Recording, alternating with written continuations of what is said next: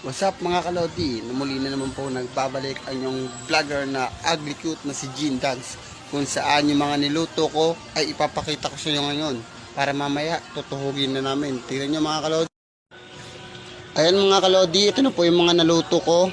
Ang tenga at ang taba, ulo ng manok at ang bato. At mamaya tutuhugin na namin yan mga kalodi, mga kaerap, mga boss, mga madam. At narito pa po ang ibang tutuhugin namin. Tignan nyo mga kalodi.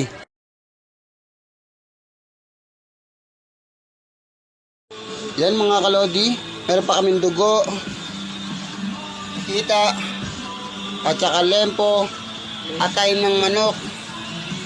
At saka meron kaming balat mga kalodi. Higit sa lahat, ginagawa na po ng owner ng Barbecue Gigi ang kanyang barbecue. Ayan po mga kalodi, mga boss, mga madam. Ayan po ang owner nitong Barbecue Gigi Company. Mga kalodi, sa mga gustong matutong magnegosyo dyan, ay wag mag-subscribe lang po dito sa akin, Gene Dags Vlog. At tuturuan ko kayo upang magluto ng iba't ibang uri ng pagluluto ng barbecue. At ituturo ko sa inyo ang secret recipe ng ate ko.